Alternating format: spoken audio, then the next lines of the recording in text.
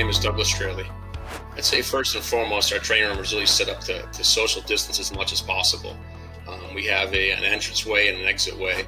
It's one way in, one way out for all of our student athletes. All of our student athletes are arriving for treatment or pre-practice preparation by appointment only.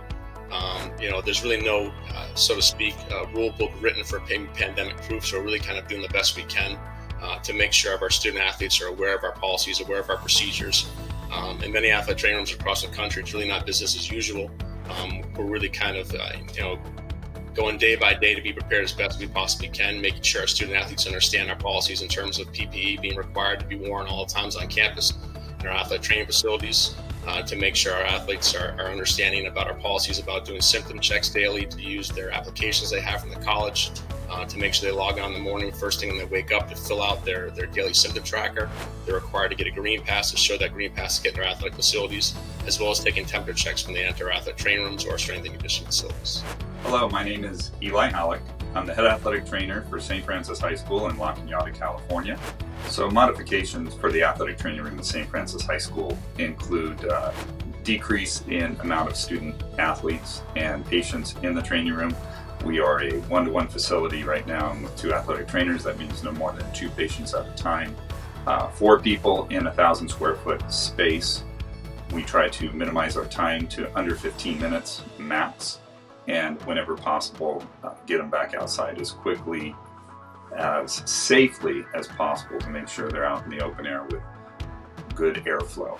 Hello, my name is Glory Fung, head athletic trainer at Concordia University, Irvine. The modifications that we have made in our athletic training room facility all gears back to the understanding that we know that an outdoor, free-flowing air facility is a lot better than an indoor, unventilated facility. So unfortunately, our athletic training room is on the first floor of the gym. And so we have to mandate or monitor exactly how many bodies are in that facility at once. So we set up an outside tent under the California sun with the proper shading. We've set up self-care stations in the outdoor tent, such as blister care, first aid, any type of soft tissue, massage techniques, foam rollers, percussive devices. That is all outside, available for the student athletes to use on their own. We actually decreased the number of treatment tables and modalities in our athletic training room to accommodate the numbers. And so right now we're an appointment-based only inside of a facility for rehab, but our outdoor facility is where we're doing a lot of our pre-practice taping, stretching, and just your general warm-up that you would normally see in the athletic training room, but it is outside now. Hi, my name is Jennifer Bergstein. I'm the head athletic trainer at Farmingdale State College, and I have 16 years of experience as an athletic trainer. We here at Farmingdale State College are modifying our athletic training room in a numerous amount of ways. We have limited the amount of athletes that can enter the training room at any time. We only allow 3 athletes in at a time, and they have to have appointments. They have to have appointments for any taping, for any rehab, or any treatments that they need before practices. We are prepared in the way that all athletes have to sign in through a new online system, and everyone will get their temperature taken at the door. We will also only allow 2 spots to be open at each table, each section of our room, and you cannot come into the room unless you have an appointment. My name is Mario Saldivar. I'm an athletic trainer at Alexander High School in Laredo, Texas, and I've been an athletic trainer for 25 years. Modifications for the training room, we've got some planned dedicated areas for emergencies.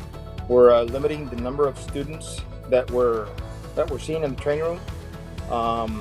When all possible, we're trying to do as much virtual assessment as we can through use of Google Meets or Zoom calls and stuff like that.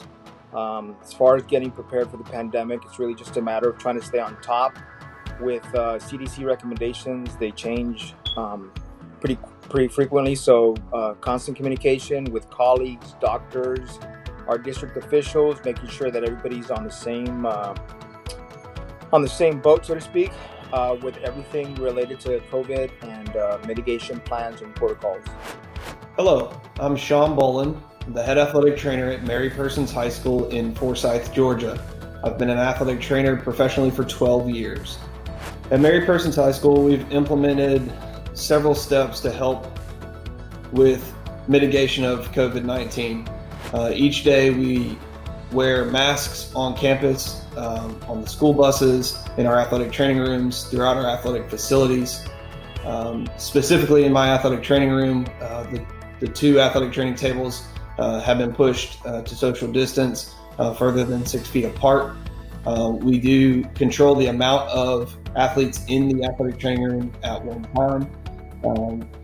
We have increased our cleaning to ensure that each table is cleaned after an athlete has used that. We're also cleaning any rehab or touch points that they would have during rehabs. So those are just a couple of steps that we've used. Hi, how are you? My name is Andrew Cornicello. I'm the Director of Sports Medicine here at St. Francis College in Brooklyn Heights, New York.